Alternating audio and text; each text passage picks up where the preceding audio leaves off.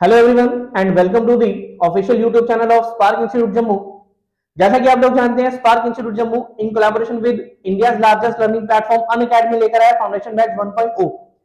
इस foundation batch 1.0 की अगर हम लोग बात करें, जेकेएसएसबी के द्वारा कंडक्टेड जितने भी एग्जाम्स है, whether it is your VLW, whether it is your forester, junior assistant का exam, JKPSI, upcoming post of naib tehsildar and पटवारी, इन सभी के सिलेबस को कंसोलिडेट करके हम लोग लेकर आए फाउंडेशन बैच 1.0, जिसमें मैं सौरभ महाजन डील करूंगा इंडियन हिस्ट्री और इंडियन पॉलिटी के साथ में। आज की जो वीडियो रहने वाली है, ये दिसंबर 2022 में पूछे हुए जेकेपीएसआई में जितने भी इंडियन हिस्ट्री के एमसीक्यूज थे उनके रिगार्डिंग रहने वाली है। So let's start. Indian history की अगर हम बात करें, it has three components. We have ancient history, medieval history,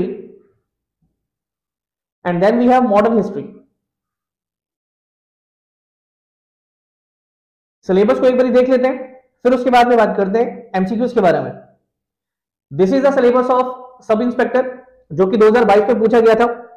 यहां पे नंबर 2 पे आप लोग देख सकते हैं clearly it is mention Indian history, history of India, और साथ ही में उन्होंने मेंशन किया हुआ है इंडियन नेशनल मूवमेंट, जो कि मॉडर्न हिस्ट्री का टॉपिक है। इसी के साथ में नंबर 4 पे we have Indian polity and governance. So this is about panchayat secretary, VLW के नाम से भी हम लोग इसको जानते हैं। सिलेबस की बात करें तो यहाँ पे हम लोगों को 20 मार्क्स का general awareness with special reference to UT of Jammu Kashmir देखने को मिल रहा है। यहाँ पे भी हम लोगों को इंडियन हिस्ट्री और इंडियन कॉन्स्टिट्यूशन देखने को मिल रहा है, जिसकी वेटेज अप्रोक्सीमेटली 20 मार्क्स की रहने वाली है। Next, this is the upcoming post of naib तहसीलदार। यहाँ पे हम लोगों को जनरल स्टडीज 40 मार्क्स का देखने को मिल रहा है, और कॉन्स्टिट्यूशन ऑफ इंडिया ये 60 मार्क्स का ये 20 मार्क्स का देखने को मिल रहा है, approximately 60 marks.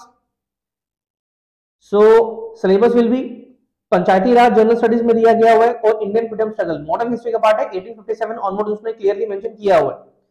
So constitution of India 20 marks का रहने वाला है। This will be the syllabus. Junior assistant syllabus की बात करें तो अगेन हम लोगों को general knowledge with special reference to UT of Jammu Kashmir देखने को मिल रहा है, 20 मार्क्स का रहने वाला है आउट ऑफ 80। तो अप्रोक्सीमेटली 1/4 जो वेटेज है वो इसी की रहने वाली है। सिलेबस की बात करें तो अगेन हम लोग यहाँ पे इंडियन फ्रीडम स्ट्रगल मूवमेंट देखने को मिल रही है। So this is the expected syllabus for forester post. यहाँ पे हिस्ट्री हम लोग को 15 मार्क्स की देखने को मिल रही है, और अगेन सिविक्स हम लोग को 15 मार्क्स की देखने को मिल रही है। Syllabus will be as revolt of 1857 से लेकर till up to the partition of India. So again modern history का मेजर पोर्शन रहने वाले। वहीं पे अगर हम लोग सिविक्स की बात करें, fundamental right, fundamental duties etcetera. So ये एसआई फाइनेंस का सिलेबस है, काफी पहले पोस्ट इसकी नोटिफाई की गई थी, फॉर्म्स फिलअप हो चुके थे। 20 मार्क्स की इसमें general knowledge and current affairs पूछी जाएगी। 120 मार्क्स का टोटल एग्जाम कंडक्ट किया जाएगा, जिसके लिए टाइम दिया जाएगा 2 घंटे। एमसीक्यूज रहने वाले।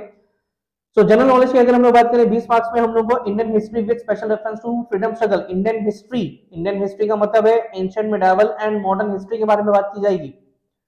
सो अगेन फाउंडेशन बैच की अगर हम लोग बात करें, जैसा कि हम लोगों ने वीडियो के स्टार्टिंग में बात की थी कि Indian history has 3 components, ancient, medieval and modern. Ancient की अगर हम लोग बात करें, we will start with Indus valley civilisation, and हम लोग क्रोनोलॉजिकल ऑर्डर को फॉलो करते हुए, सीक्वेंशियल ऑर्डर को फॉलो करते हुए मॉडर्न हिस्ट्री तक अप्रोच करेंगे। Then we will talk about Vedic age. इसी के बाद में हम लोग बात करेंगे 6th सेंचुरी बीसी में बुद्धिज्म एंड जैनिज्म के बारे में। Then we will move on to Magadha empire. Then we will move on to post Mauryan empire, Guptas and Vardhana dynasty also. ठीक है, so this will cover up your ancient history.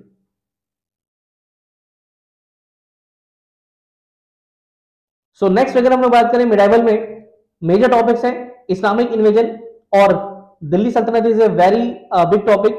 5 dynasties के बारे में हम लोगों ने बात करनी है। 5 डायनेस्टीज को लेकर क्वेश्चन काफी बारी पूछा जाता है कि दिल्ली सल्तनत पे रूल की हुई जो 5 डायनेस्टीज थी उनको क्रोनोलॉजिकल ऑर्डर में सेट करें। 3 या 4 या 5 डायनेस्टीज का नाम दे देगा रैंडम मैनर में, हम लोगों को उसको सिक्वेंशियल ऑर्डर में करना होगा। ठीक है, सो इसी के साथ में हम लोगों को यहाँ पे मुगल्स का पार्ट देखने को मिल रहा है। So starting from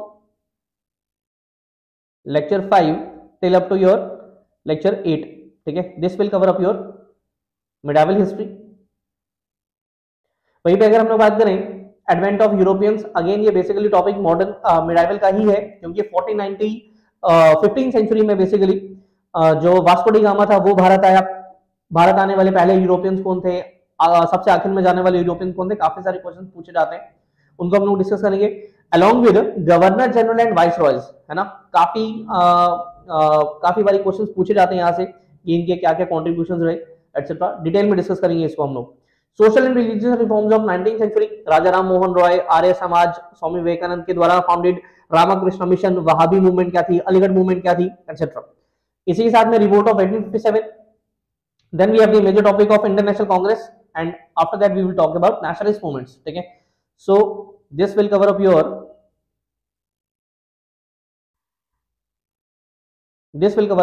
modern history. Moving on next, Indian polity, इसके बारे में बाद में बात करेंगे। आज की जो वीडियो रहने वाली है ये हिस्ट्री के रिगार्डिंग ही रहने वाली है।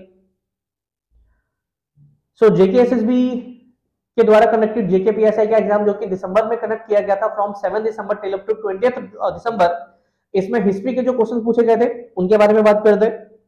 सो here comes your first question, which among the following freedom fighter was hanged to death by the British on 23 March 1931। 23 March 1931 को ब्रिटिशर्स के द्वारा निम्नलिखित में से किस फ्रीडम फाइटर को फांसी दे दी गई थी? Options are Bhagat Singh, Khudiram Bose, Dhirendra चिन्नमलाई, मतंगिनी Hazra. आप लोगों के पास में इस क्वेश्चन को सॉल्व करने के लिए 10 सेकंड का टाइम है। I will wait for your answers, so kindly comments.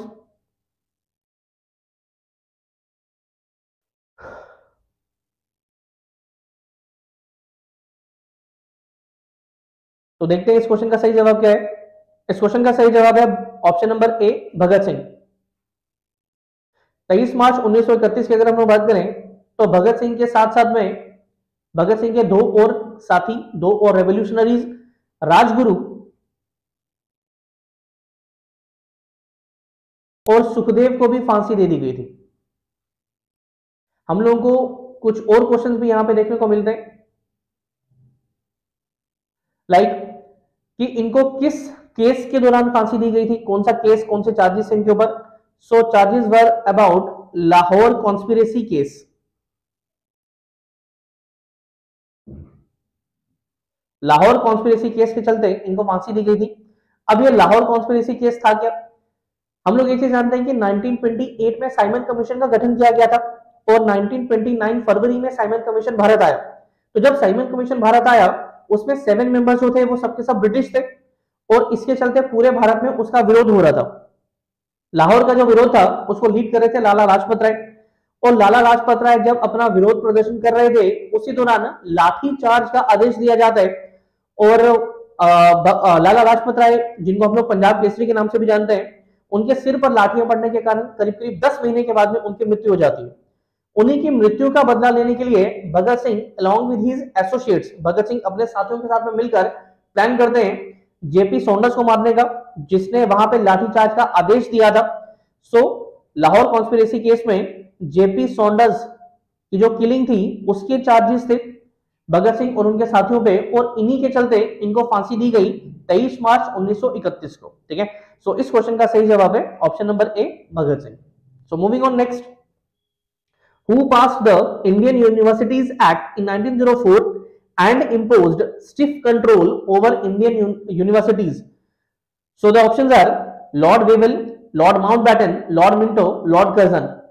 1904 में पारित किया गया इंडियन यूनिवर्सिटीज एक्ट किसके द्वारा पारित किया गया और किसने इंडियन यूनिवर्सिटीज के ऊपर एक स्टिफ कंट्रोल इंपोज किया? So these are the viceroys, These were the viceroys of India, ठीक है। आप लोगों ने बताना है कि किसके द्वारा इंपोज किया गया। फटाफट से कमेंट्स में मेरे को इसका जवाब दीजिए।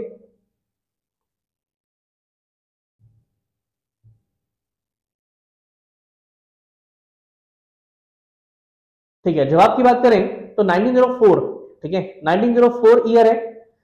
हम लोग एक चीज जानते हैं कि 1905 में एक काफी इंपॉर्टेंट इवेंट हम लोगों को इंडियन सबकॉन्टिनेंट पे देखने को मिलता है, that was the partition of Bengal. Partition of Bengal के बारे में आई होप आप लोगों में से काफी सारे लोग जानते होंगे कि पार्टीशन ऑफ बंगाल के टाइम पीरियड में जो बंगाल का वाइसरॉय था और इंडिया का बेसिकली जो वाइसरॉय था he was Lord Curzon. Partition of Bengal जो कि 1905 में हुई उस टाइम पीरियड में इंडिया का जो वाइसरॉय था he was Lord Curzon.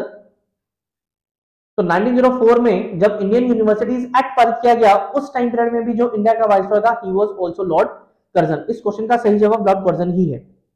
Wavell की एक बारी बात कर लेते हैं। 1945 में वेवल प्लान आया गया था।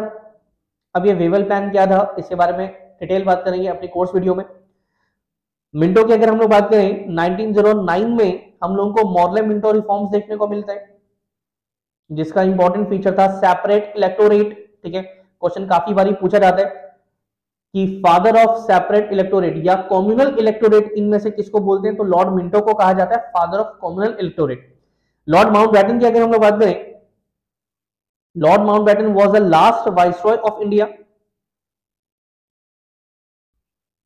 and he was the first governor general of free India.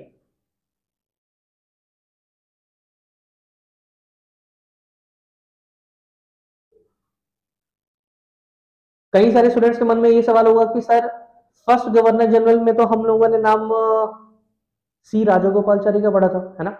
सी राजागोपालचारी की अगर हम लोग बात करें, ही वाज इंडियन, लेकिन उनसे पहले जितने भी गवर्नर जनरल या वाइसरॉयज जिन्होंने भारत पे रूल किया, जिन्होंने भारत को गवर्न किया, वो सबके सब ब्रिटिश थे। ठीक है, तो सी राजागोपालचारी को लेकर क्या क्वेश्चन पूछा जा सकता है, आप लोगों को पूछा जा सकता है who was the first and the last Indian governor general.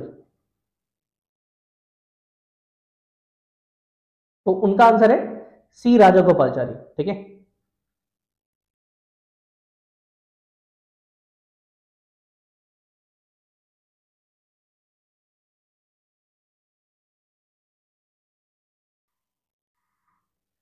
तो ध्यान रखिएगा, कभी भी क्वेश्चन पूछे who was the last viceroy of India, Lord Mountbatten. Who was the first governor general of free India, also Lord Mountbatten. ठीक है, कोई doubt नहीं होना चाहिए। Moving on next, the Ashoka pillar at Prayagraj provide information about the reign of which of the following ruler of Gupta dynasty. Prayagraj में स्थित Ashoka pillar Gupta dynasty के किस रूलर के बारे में हम लोगों को जानकारी देते हैं। ऑप्शन आर समुद्रगुप्त, स्कंदगुप्त, चंद्रगुप्त और रामगुप्त। तो बताइए इस क्वेश्चन का सही जवाब क्या है, डू कमेंट्स बिलो।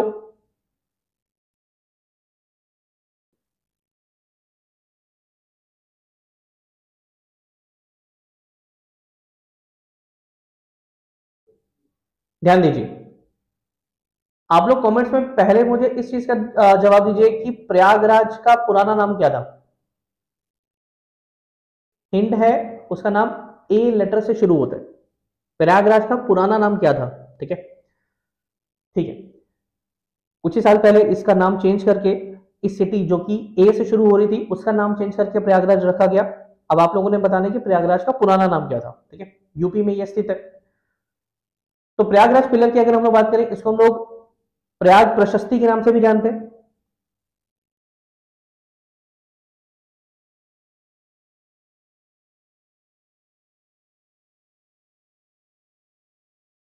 और ये दिया गया था हरिसेन के द्वारा। और हरिसेन किसके कोर्ट पोर्ट थे, he was a court port of Samudragupta. तो इस क्वेश्चन का सही जवाब है option number A, Samudragupta. Samudragupta is the right answer. Samudragupta की अगर हम लोग बात करें, इनको हम लोग नेपोलियन ऑफ इंडिया के नाम से जानते हैं। और क्वेश्चन काफी बारी पूछा जाता है कि इनको नेपोलियन ऑफ इंडिया किसने कहा था। वी ए स्मिथ ने इनको कहा था नेपोलियन ऑफ इंडिया। ठीक है, वी ए स्मिथ जो कि एक ब्रिटिश थे, इन्होंने इनको कहा नेपोलियन ऑफ इंडिया। इनको हम लोग हीरो ऑफ 100 बैटल्स के नाम से भी जानते हैं।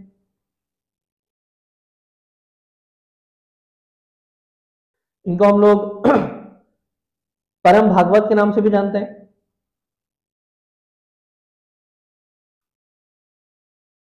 इनको हम लोग कविराज के नाम से भी जानते हैं, and also known as Lichchhavi दुहित्रा।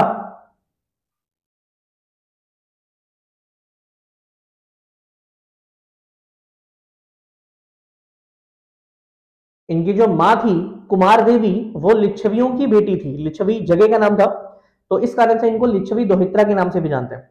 कविराज के नाम से इनको इसलिए जानते हैं क्योंकि इन्होंने कुछ कॉइन्स इशू किए, जिन कॉइन्स में जो राजा है वो एक म्यूजिकल इंस्ट्रूमेंट वीणा बजा रहे हैं। ठीक है, तो क्वेश्चन पूछा जाता है, तो उसका भी आंसर समुद्रगुप्त ही है। ठीक है, नेपोलियन ऑफ इंडिया भी कहते हैं। तो अशोका पिलर प्रयागराज में जो स्थित है, वो समुद्रगुप्त के बारे में जानकारी देते हैं। समुद्रगुप्त कौन सी डायनेस्टी के किंग थे? ये गुप्ता डायनेस्टी के किंग थे। गुप्ता डायनेस्टी की बात करें तो गुप्ता डायनेस्टी के जो फाउंडर थे he was Srigupta, he was Srigupta. So moving on next, for which of the following reasons did Mahatma Gandhi call off the non-cooperation movement? निम्नलिखित में से किन कारणों से महात्मा गांधी ने नॉन कॉपरेशन मूवमेंट को कॉल ऑफ कर दिया, बंद कर दिया? Options are peasants organized non-violent campaigns against the highland revenue in Bengal, a crowd of peasants set fire to police station in Chauri Chora, people lit public bonfires of foreign clothes, tribal and poor peasants staged in number of protests in Guntur. तो बताइए इस question का क्या जवाब है? Do comments below. Non cooperation movement किस कारण से महात्मा गांधी ने बंद की?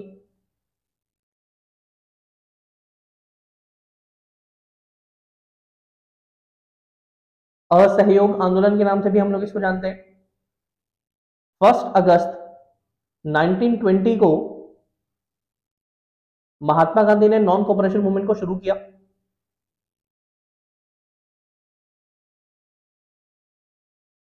नॉन कॉपरेशन में महात्मा गांधी का एक काफी स्ट्रॉन्ग जो स्टैंड था, जो फोकस था, वो नॉन वायलेंस को लेकर ही था। करीब करीब 1.5 साल तक चली ये मूवमेंट में काफी सारे इंडियंस ने पार्टिसिपेट किया। स्टूडेंट्स ने अपनी पढ़ाइयां छोड़ दी, फार्मर्स ने अपने खेत छोड़ दिए, फीमेल्स ने अपने घरों का त्याग किया, जो सरकारी जो मुलाजिम थे, जो गवर्नमेंट एम्प्लॉयज थे, उन्होंने अपनी गवर्नमेंट जॉब्स तक क्विट की so as to support this movement. तो काफी बड़ा सपोर्ट हम लोगों को इस मूवमेंट में देखने को मिला। और इस मूवमेंट से पहले ही महात्मा गांधी ने ये ऐलान किया था कि अगर हम लोग चाहें, हम लोग अगले 1 साल में आजादी हासिल कर सकते हैं।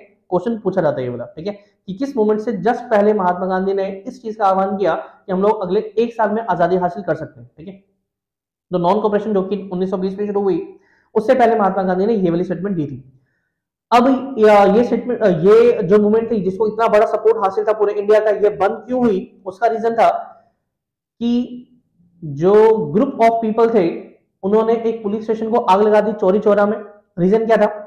फरवरी 1922 में, इनफैक्ट 1922 फरवरी 1922 में चौरी चौरा में एक काफी बड़ा जो लोगों का हुजूम था वो चल रहा था, और उस हुजूम को कंट्रोल करने के लिए जो ब्रिटिश पुलिस थी उसने फायर ओपन किया, और उस फायरिंग में 5 लोग मारे गए थे।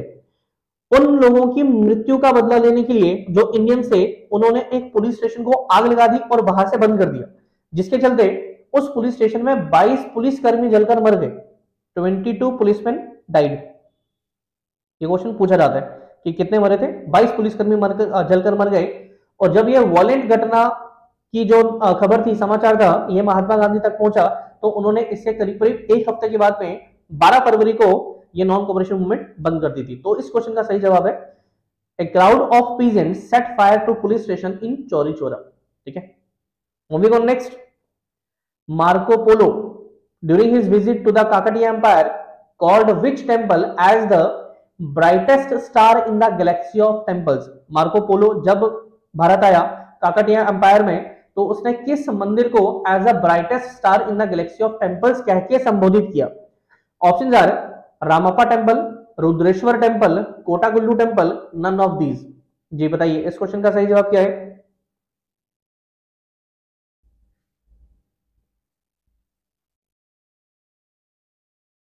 ध्यान दीजिए, मार्को पोलो की अगर हम लोग बात करें, ये 1292 में भारत आया।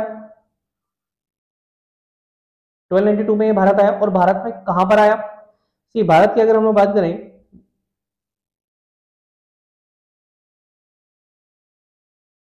This is the coast line of India.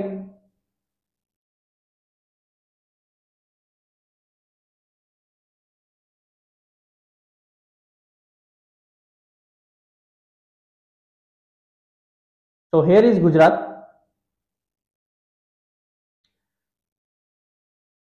इस साइड पे जो कोस्ट है, कहने का मतलब केरला वाला जो कोस्ट है, इसको हम लोग जानते हैं मालाबार कोस्ट के नाम से, मालाबार कोस्ट।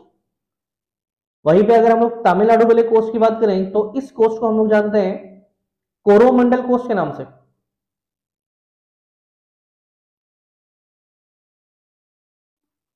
तो 1292 में जो मार्को पोलो था वो कोरोमंडल कोस्ट पहुंचता है, और कोरोमंडल कोस्ट में पहुंचकर जब वो काकाटिया एम्पायर, जो कि साउथ इंडिया का उस टाइम में काफी बड़ा एम्पायर था, उस पर रूल कर रही थी एक फीमेल जिनका नाम था रुद्रमा देवी। रुद्रमा देवी के टाइम पीरियड में ये काकाटिया एम्पायर विजिट करता है, और उसने रामप्पा टेम्पल को कहा था as the brightest star in the galaxy of temples. Ramappa temple की बात करें तो it is dedicated to Lord Shiva, ये शिव भगवान को समर्पित टेम्पल है, और आज के टाइम पीरियड में ये तेलंगाना जो भारत की स्टेट है वहां पे लाई कर रहा है। ठीक है, तेलंगाना में लाई करते हैं रामप्पा टेम्पल, जिसको मार्को पोलो ने कहा as the brightest star in the galaxy of temples. Moving on next, during the reign of which king the famous Somnath temple was plundered by Muhammad of Ghazni? Options are, question में पूछा गया है कि किस king के राज्यकाल के दौरान जो फेमस टेंपल है सोमनाथ का उसे महमूद ऑफ गजनी के द्वारा नेस्तो नाबूद कर दिया गया। Option are Mulla Raj, Samanta Simha, Bhim first, Graharipu. जी बताइए क्या जवाब है इसका?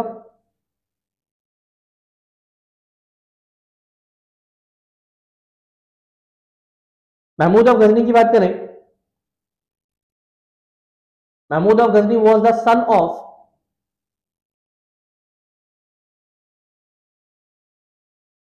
सुबुक्तगीन, और सुबुक्तगीन की अगर हम लोग बात करें, Sabuktigin was the founder of Ghaznavid empire.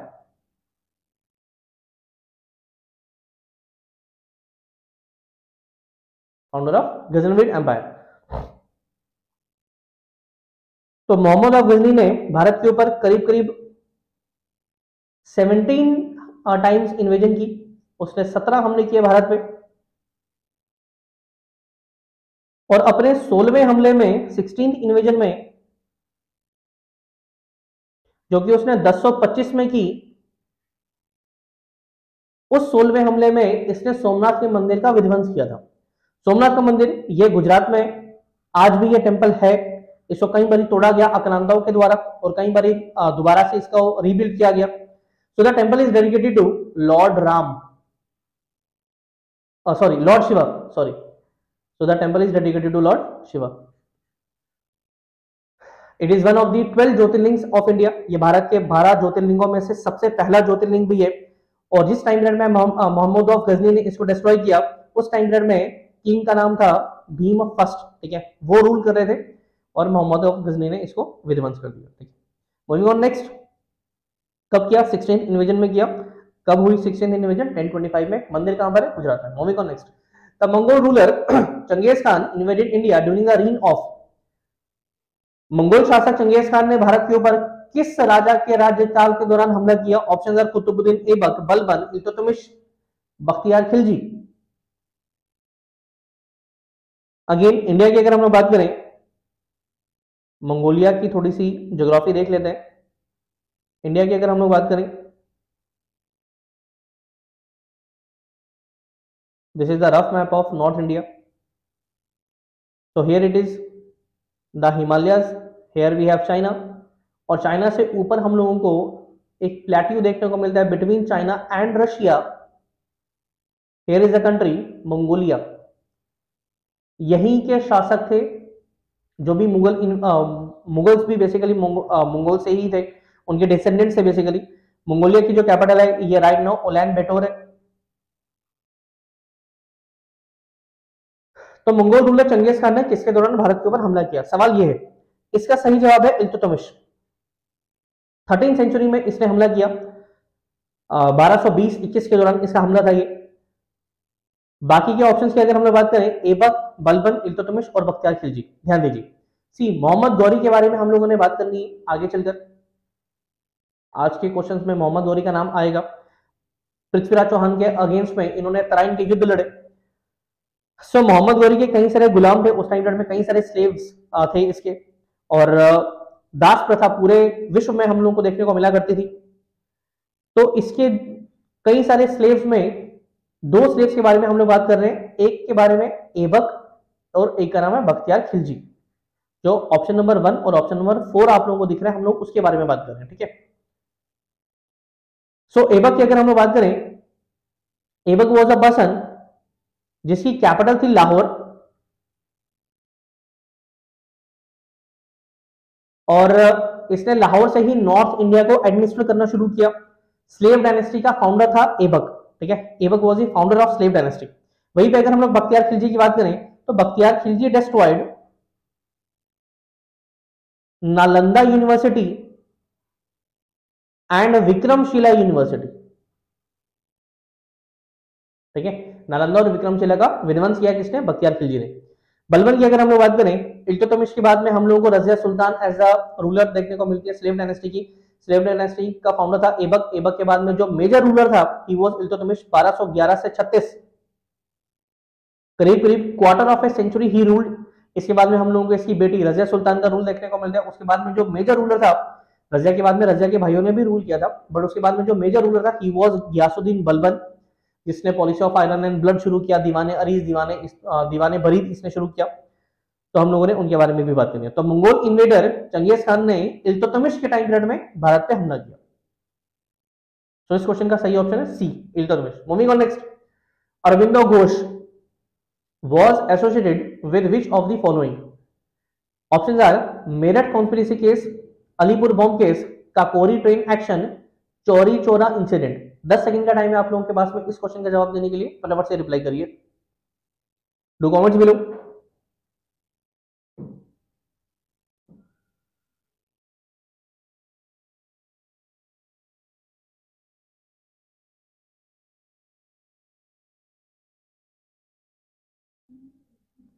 सी, अरविंदो घोष की अगर हम लोग बात करें, he was associated with Alipore bomb case.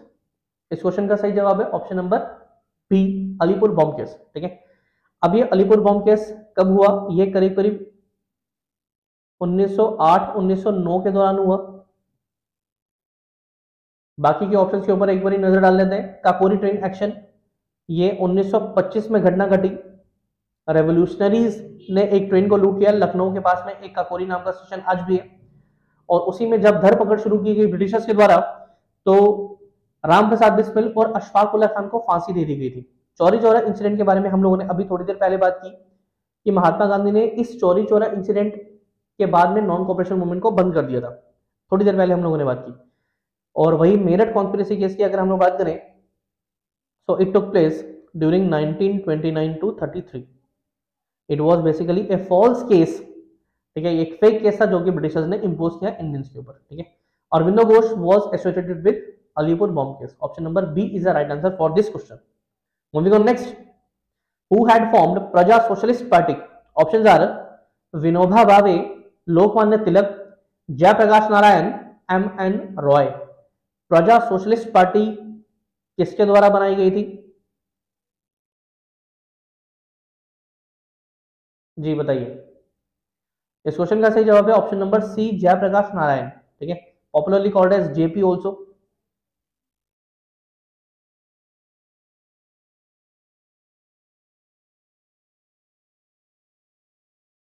Lokmanya Tilak की अगर हम लोग बात करें, बाल गंगाधर तिलक के बारे में बात की जा रही है। Swaraj is my birth right and I shall have it, ये इनका स्लोगन था। 2 फेस्टिवल्स इन्होंने शुरू किए, शिवाजी फेस्टिवल और गणेश महोत्सव। इसी के साथ में 2 न्यूज़पेपर्स भी थे इनके, केसरी और मराठा। विनोबा भावे, आचार्य विनोबा भावे की बात करें तो इनके द्वारा शुरू की गई थी भूदान मूवमेंट, 1952 में इसको शुरू किया गया था। और वही एम.एन. रॉय की बात करें तो 1934 में पहला आइडिया कॉन्स्टिट्यूशन का देने वाले एम.एन. रॉय ही थे, ठीक है। सो प्रजा सोशलिस्ट पार्टी फॉर्म की गई थी जयप्रकाश नारायण के द्वारा। So moving on next, the famous Ayurvedacharya Charaka who studied at Takshashila university was a native? Gandhara, Magadha, Kashmir या फिर सिंध? आयुर्वेदाचार्य चरक जो कि तक्षशिला में पढ़े थे, वो इनमें से किस जगह से बिलोंग किया करते थे? ऑप्शन आर गांधार, मगध, कश्मीर या फिर सिंध। गांधार वही कंधार है जो कि आज के टाइम पे अफगानिस्तान में, मगध आज का जो प्रेजेंटली बिहार वाला जो पोर्शन है वो मगध था, ठीक है, मेजरली बिहार वाला, Kashmir crown of India, Sindh आज के टाइम पे पाकिस्तान में। सो इस क्वेश्चन का सही जवाब है कश्मीर। आयुर्वेदाचार्य चरक कश्मीर से थे। ठीक है, moving on next, who raised the slogan Swaraj is my birth right and I shall have it. दो क्वेश्चन पहले हम लोगों ने इसको अभी डिस्कस किया था, लोकमान्य तिलक इसका सही जवाब है। सो बाल गंगाधर तिलक इज द राइट आंसर। अभी हम लोगों ने थोड़ी देर पहले बात की कि लोकमान्य तिलक के द्वारा जो दो न्यूज़पेपर शुरू किए गए थे वो थे केसरी और मराठा। दो फेस्टिवल्स इनके द्वारा शुरू किए गए थे, गणेश महोत्सव और शिवाजी फेस्टिवल। यहां पे हम लोगों को तीन ऑप्शंस देखने को मिल रहे हैं, बिपिन चंद्रपाल, बाल गंगाधर तिलक और लाला लाजपत राय। इनको लाल बाल पाल के नाम से भी जानते हैं। लाला लाजपत राय, बाल गंगाधर तिलक और बिपिन चंद्रपाल, ये कांग्रेस, इंडियन नेशनल कांग्रेस के एक्सट्रीमिस्ट विंग के लीडर्स थे। ठीक है,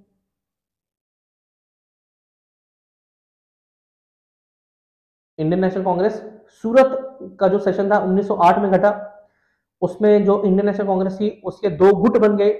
इट वो जो दो गुट थे वो थे एक्सट्रीमिस्ट और मॉडरेट्स, गरम दल और नरम दल। तो जो एक्सट्रीमिस्ट लीडर्स थे उनके जो पॉपुलर लीडर्स थे वो थे बिपिन चंद्रपाल, लाला लाजपत राय और Bal Gangadhar Tilak, popularly called as Lal Bal Pal. ठीक है, moving on next, the first women ruler of medieval India from the following was Nur Jahan, Razia Sultan, Chand Bibi, none of this. I hope काफी सारे स्टूडेंट्स को इसका जवाब पता होगा। कमेंट्स में फटाफट से इस क्वेश्चन का सही जवाब बताइए। The first women ruler of medieval India was from the following was, ठीक है, जी हाँ, इसका सही जवाब है रजिया सुल्तान। रजिया सुल्तान के बारे में हम लोगों ने थोड़ी देर पहले बात की, that she was the daughter of Iltutmish. Nurjahan की बात करें तो नूरजहां का असली नाम था महरुनिसा, और ये मुगल रूलर जहांगीर के वाइफ थे। ठीक है, she was the wife of Jahangir. So the first women ruler was Razia Sultan. ठीक है, moving on next, the Hoysaleswara temple at Halebid in Karnataka is dedicated to which of the following god. Options are Vasudeva, Vishnu, Nataraja, Swami Narayan. जी बताइए क्या जवाब है इसका। सी, एक ट्रिक बता रहा हूं, एक टिप है, कभी भी आप लोगों को टेम्पल्स के बारे में अगर पूछा जा रहा है, पेपर में काफी बार टेम्पल्स को लेकर क्वेश्चन पूछे जाते हैं। ठीक है, टेम्पल्स के बारे में जब भी आप लोगों को पूछा जा रहा है और आप लोगों को जब ये दिख रहा है कि टेम्पल के केस में जो टेम्पल का नाम है उसके सफिक्स में हम लोगों को वर्ड ईश्वर देखने को मिल रहा है ना, ये वर्ड ईश्वर देखने को मिल रहा है, तो आप लोगों ने हमेशा ध्यान रखना है that temple will be dedicated to Lord Shiva. ठीक है, लॉर्ड शिवा। जैसे कि कश्मीर में हम लोगों को कुछ टेम्पल के रूम्स देखने को मिलते हैं, जैसे अवंती स्वामी एंड अवंतीश्वरा, है ना। तो जो अवंतीश्वरा टेम्पल है कश्मीर में, it is dedicated to Lord Shiva. It was basically rooms हैं आज के टाइम में खंडर बन चुके हैं, तोड़ दिए गए थे सुल्तान सिकंदर के द्वारा। हम लोग बात करेंगे इसके बारे में। वहीं पे अगर हम लोग जम्मू में एक टेम्पल की बात करें, रणवीरेश्वर टेम्पल, है ना, रणवीरेश्वर टेम्पल शालामार रोड पर है, और इस टेम्पल को बनवाया गया था महाराजा रणवीर सिंह के द्वारा। अब रणवीरेश्वर, है ना, तो अगेन ईश्वर का नाम आ रहा है, तो जब ईश्वर का नाम आ रहा है तो टेम्पल किसको डेडिकेट होगा, लॉर्ड शिवा को। तो हम लोग जानते हैं कि शालामार में जो रणवीरेश्वर टेम्पल है वो भगवान शिव को ही समर्पित है।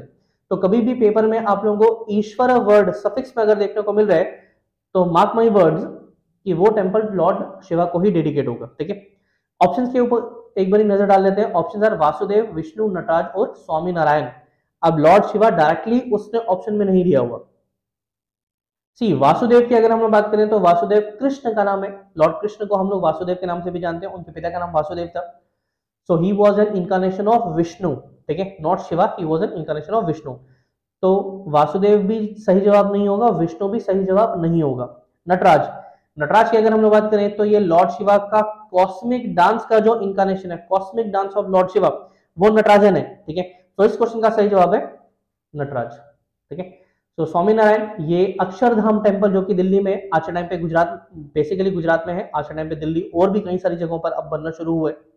तो अक्षरधाम में हम लोगों को जो मेन देवती देखने को मिलते हैं, ही वॉज स्वामी नारायण। ठीक है, विष्णु की अगर हम लोग बात करें तो भारत में बद्रीनाथ जो टेम्पल है it is dedicated to Lord Vishnu. Vasudev की अगर हम लोग बात करें तो जगन्नाथ टेम्पल जो कि ओडिशा के पुरी में है it is dedicated to Lord Vasudev और लॉर्ड कृष्ण। ठीक है, moving on next, which battle did Prithviraj Chauhan lose to Mohammad Ghori? इनमें से कौन सी बैटल पृथ्वीराज चौहान मोहम्मद गौरी से हार गए? ठीक है, पृथ्वीराज चौहान हार गए कौन सी बैटल में? ठीक है, options are first battle of Tarain, second battle of Tarain, third battle of Tarain, none of these. So the first battle of Tarain took place in 1191 and the second battle of Tarain took place in 1192. Prithviraj Chauhan की अगर हम लोग बात करें इनको राय पिथौरा के नाम से भी जानते हैं।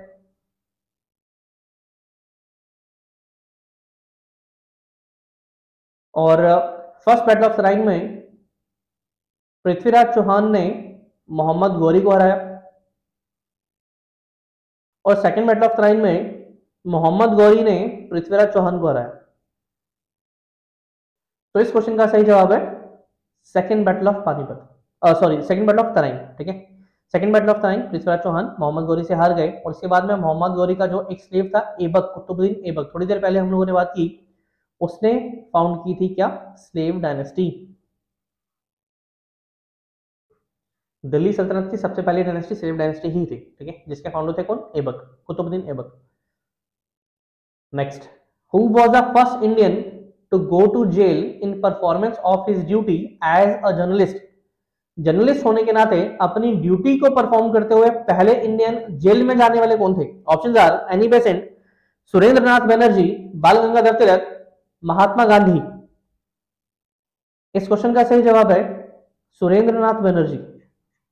Surendranath Banerjee is the right answer. Moving on next, the foreign envoy who visited India during the reign of Harshvardhan. Options are Hyun Sang, Fahian, Megasthenes, none of these. तो बताइए इस क्वेश्चन का सही जवाब क्या है? I will wait for your answers. Do comments below.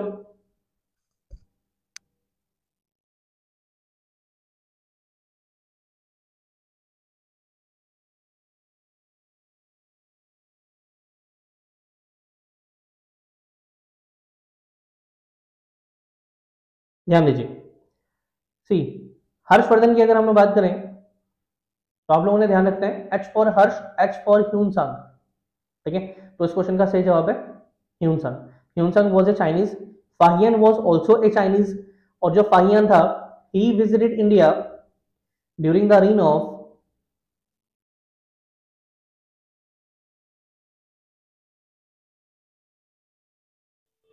Gupta dynasty, और जो रूलर थे he was Chandragupta second Vikramaditya.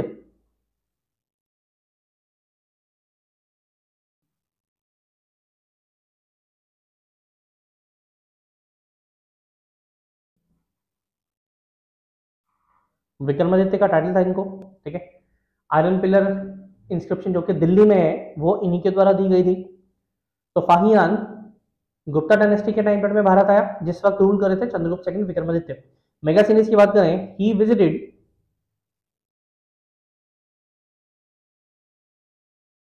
During Maurya dynasty.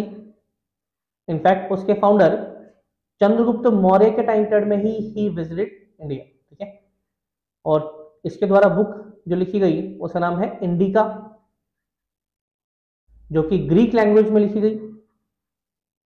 और वेस्टर्न वर्ल्ड की अगर हम लोग बात करें, इंडिका बुक उनके लिए एक मेजर सोर्स ऑफ इंफॉर्मेशन भी है। इंफॉर्मेशन एंशिएंट टाइम पीरियड का था। ठीक है,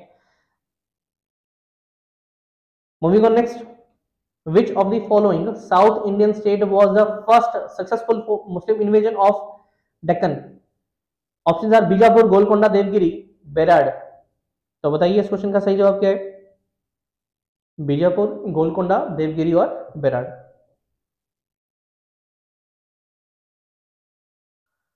south Indian state first successful Muslim invasion of Deccan, सही जवाब है इसका देवगिरी। देवगिरी जो कि महाराष्ट्र में, जलालुद्दीन खिलजी जो कि खिलजी डायनेस्टी का फाउंडर था, इसके रूल के दौरान अलाउद्दीन खिलजी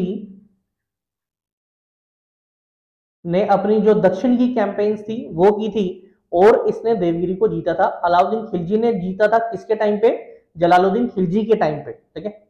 हालांकि आगे चल के अलाउद्दीन ने उसको मार भी दिया था, जलालुद्दीन खिलजी का कत्ल कर दिया था उसने, और खुद राजा बन गया था वो, ठीक है। अली गुरशब के नाम से हम लोग अलाउद्दीन खिलजी को जानते हैं। दाग प्रथा और हुलिया प्रथा, चेहरा प्रथा के नाम से भी जानते हैं, वो भी इसी ने शुरू की थी। Moving on next, who wanted autonomous two states of India with two separate constituent assembly? Options are Muslim League, Indian National Congress, majority of Hindus, majority of Muslims. तो बताइए इस क्वेश्चन का सही जवाब क्या है? इनमें से कौन दो ऑटोनोमस स्टेटस चाहते थे दो डिफरेंट कॉन्स्टिट्यूएंट असेंबलीज के साथ में? Muslim League, Indian national Congress, majority of Hindus, majority of Muslims. तो बताइए इसका सही जवाब क्या है?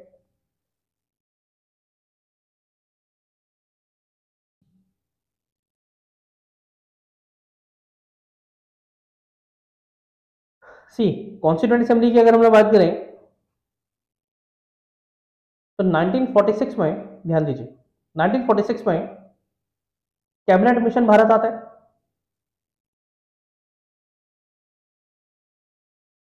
और इस कैबिनेट मिशन को हेड कर रहे थे सर स्टैफर्ड क्रिप्स। कौन हेड कर रहे थे? Sir Stafford Cripps. अब क्रिप्स को देखते हुए कई सारे स्टूडेंट्स के मन में आया होगा कि सर वो क्रिप्स मिशन वाले क्रिप्स, जी हाँ बिल्कुल वही, जो क्रिप्स मिशन को लीड कर रहे थे सर स्टैफर्ड क्रिप्स, वही कैबिनेट मिशन के भी हेड थे। तो 1946 में जब कैबिनेट मिशन भारत आया तो उसके प्रोविजंस में हम लोगों को कई सारे प्रोविजंस देखने को मिलते हैं, जिसमें से एक प्रोविजन कॉन्स्टिट्यूएंट असेंबली बनाने का भी था। जब इंडिया को उसकी कॉन्स्टिट्यूएंट असेंबली दी गई तो मुस्लिम लीग ने इस चीज की डिमांड रखी कि हमारी एक सेपरेट कंट्री होने वाली है, इस कारण से उस कंट्री को लेकर हमें एक सेपरेट कॉन्स्टिट्यूएंट असेंबली चाहिए, जिस कारण से हम लोग अपना कॉन्स्टिट्यूशन बना सके। तो इस क्वेश्चन का सही जवाब है मुस्लिम लीग, ठीक है। मुस्लिम लीग ने डिमांड की थी, मुस्लिम लीग ने चाहा था, ठीक है। Moving on next, who among the following established the Swaraj party? ध्यान दीजिए, सी, हम लोगों ने अभी थोड़ी देर पहले बात की कि 1921 अगस्त को शुरू की गई थी नॉन कॉपरेशन मूवमेंट। 1922 में चौरी चौरा इंसिडेंट के चलते महात्मा गांधी ने नॉन कॉपरेशन को बंद कर दिया था, और इसके बाद में हम लोगों ने नॉन कॉपरेशन में यह बात की कि महात्मा गांधी ने ये अपनी एक स्टेटमेंट दी कि हम लोग अगले एक साल में आजादी हासिल कर सकते हैं, इस कारण से आप लोगों का सपोर्ट चाहिए। तो महात्मा गांधी को बढ़ चढ़कर कई सारे लोगों ने सपोर्ट किया। स्टूडेंट्स ने अपनी पढ़ाइयां छोड़ दी, जो गवर्नमेंट एम्प्लॉयज उन्होंने अपनी जॉब छोड़ दी, फीमेल्स घर से बाहर आ गई, किसानों ने खेत छोड़ दिए so as to support this movement. लेकिन एक घटना के चलते, चौरी चौरा इंसिडेंट के चलते, महात्मा गांधी ने ये मूवमेंट बंद कर दी। जब महात्मा गांधी ने ये मूवमेंट बंद कर दी तो इंडियन नेशनल कांग्रेस में ही कई सारे ऐसे लीडर्स भी हम लोगों को देखने को मिले जिनको महात्मा गांधी का ये प्रस्ताव सही नहीं लगा। उनका ये मानना था कि आज के टाइम पे जब पूरी कंट्री आपके साथ में, सब लोग आपको सपोर्ट कर रहे हैं, लोगों ने अपना घर बार सब कुछ त्याग दिया, तो हमें एक घटना के चलते ही केवल इस मूवमेंट को बंद नहीं करना चाहिए था। और इन आइडियोलॉजिकल डिफरेंसेस के चलते उन लोगों ने अपनी अलग पार्टी का गठन किया, known as Swaraj party. Clear है? तो स्वराज पार्टी को किसने इस्टेब्लिश किया था? इसका सही जवाब है C R Das and Motilal Nehru. हालांकि आगे चलकर स्वराज पार्टी को दोबारा से विलय कर दिया गया था इंडियन नेशनल कांग्रेस में, ठीक है। तो इस क्वेश्चन का सही जवाब है C R Das and Motilal Nehru. Moving on next, who among the following device the policy of doctrine of lapse? Doctrine of lapse इनमें से किसके द्वारा शुरू की गई? Option are Robert Clive, Lord Dalhousie, Lord Mountbatten, Lord Curzon. तो बताइए क्या जवाब है? डॉक्ट्रिन ऑफ लैप्स को हम लोग हड़प नीति के नाम से भी जानते हैं।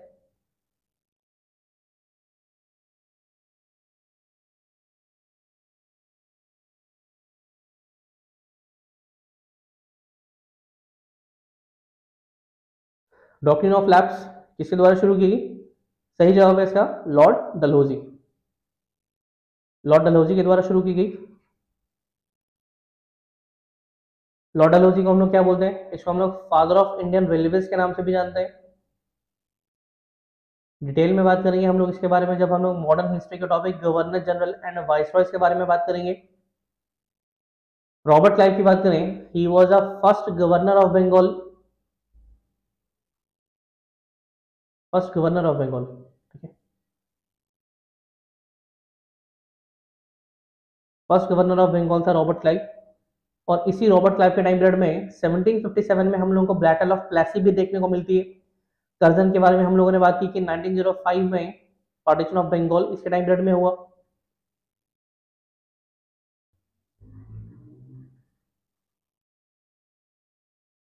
और माउंटबेटन की बात करें तो इंडिया का लास्ट वाइसरॉय ये था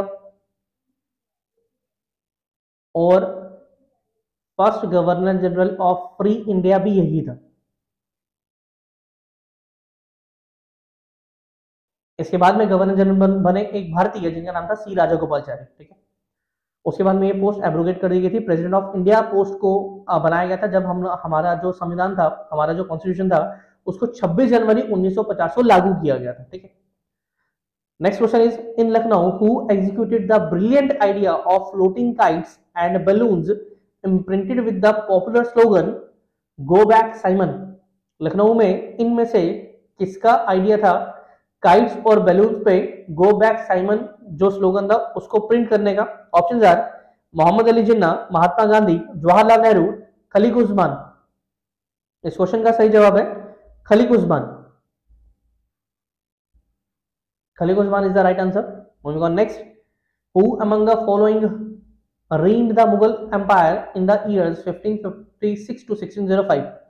1556 से 1605 किस मुगल शासक का शासन रहा? ठीक है, ऑप्शन आर अकबर, जहांगीर, औरंगजेब और reign ऑफ शाहजहां। तो ध्यान दीजिए, मुगल एम्पायर के बारे में थोड़ी सी बात करते हैं। थोड़ी देर पहले हम लोगों ने बात की कि Mughals were the descendants of Mongols. Genghis Khan और मुगल इन्वेडर तैमूर का डिसेंडेंट था Babur, who was the founder of Mughal empire in India. 1526 में पानीपत के प्रथम युद्ध में इब्राहिम लोदी को हराने के बाद में यह भारत में मुगल सल्तनत की नींव रखता है। 1526 से 1530 ये इसका टाइम पीरियड रहा। और इसके मरणोपरांत इसका जो बेटा था Humayun, he was the ruler of, he became the ruler of Mughal empire. तो इसका जो टाइम पीरियड था it was from 1530 to 1540 and 1555 to 1556। तो 40 से लेकर 55 तक इसने रूल नहीं किया था। 15 साल का बीच में गैप था और इस 15 साल के गैप में सूर डायनेस्टी ने रूल किया था जिसके फाउंडर थे शेरशाह सूरी। शेरशाह सूरी और हुमायूं के बीच में युद्ध हुए और उन युद्धों के दौरान जो हुमायूं था उसको शेरशाह सूरी हरा देता है और हुमायूं भारत छोड़कर भाग जाता है। तो इन 15 सालों में ही वॉज इन एग्जाइल, देश निकाला था, वो भारत से बाहर था। हुमायूं के बाद में रूल किया हुमायूं के बेटे अकबर ने। अकबर के बाद अकबर ने रूल किया 1556 टू 1605।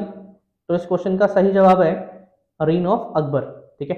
अकबर के बाद में रूल करने वाला था Jahangir from 1605 to 1627। Next we have Shah Jahan from 1627 to 1657. Next we have Aurangzeb from 1658 to 1707. Clear है? ठीक है, तो इस क्वेश्चन का सही जवाब है reign of Akbar. Moving on next, Tenaliram an Indian poet, scholar, thinker was a special advisor in the court of which among the following? Tenali Raman इनमें से किसके दरबारी थे? Option are Narasa Nayaka, Krishnadevaraya, Sadashiva Raya, none of these. So the right answer is Raja Krishnadevaraya. Raja Krishnadevaraya was a very popular and very powerful king of Vijayanagara empire. Vijayanagara empire south India का empire था।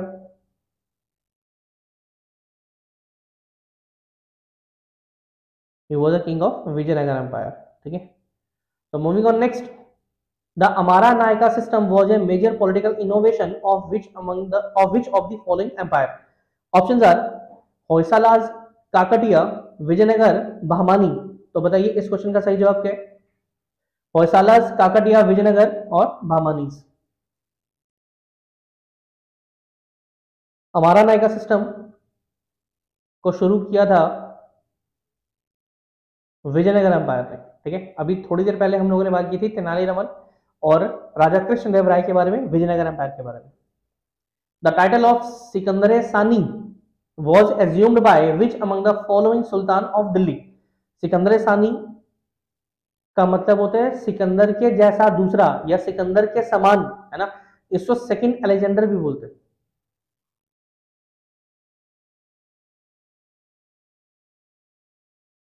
Option are आलम शाह, बलबन, कुतुबुद्दीन ऐबक, अलाउद्दीन खिलजी।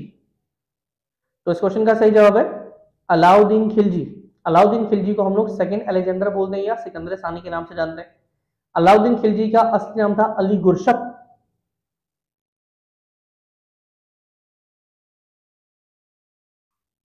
और दाग प्रथा और चेहरा प्रथा इन्होंने शुरू की थी। इसके अलावा अलाई दरवाजा, अलाई मीनार इन्होंने बनवाई।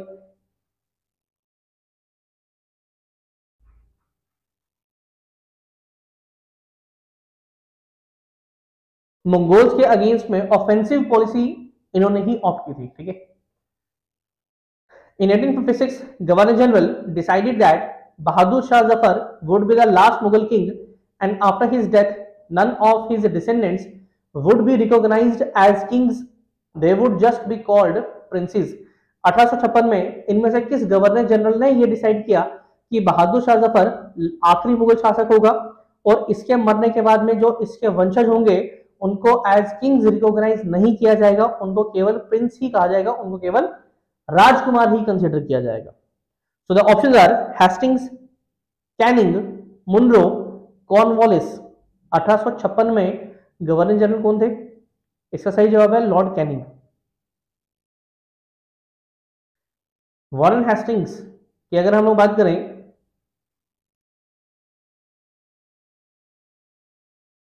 ही was the first governor general of Bengal.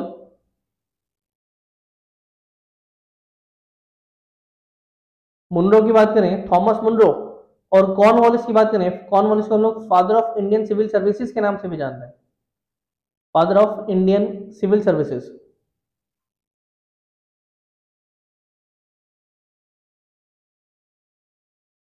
Thomas Munro और कॉर्नवालिस का नाम हम लोग एक बार फिर बात करेंगे जब इकोनॉमिक पॉलिसीज ऑफ ब्रिटिश के बारे में बात करेंगे। What was the chief stone material used to make beads and seals in Indus Valley civilization? Quartz, emerald, steatite और sapphire। Indus valley civilisation Sindhu घाटी सभ्यता में यूज होने वाला चीफ स्टोन मटेरियल कौन सा था जिससे बीड्स और सील्स बनाई जाती थी? क्वार्ट्ज, एमराल्ड, स्टीएटाइट और सफायर। इस क्वेश्चन का सही जवाब है steatite. Steatite is the right answer. आज की वीडियो यहीं पर हम लोग खत्म कर रहे हैं। वीडियो काफी लंबी, अदरवाइज वीडियो काफी लेंथी हो जाएगी। बाकी के जो भी क्वेश्चंस हैं वो हम लोग नेक्स्ट वीडियो में कवर अप करेंगे। For today, thank you.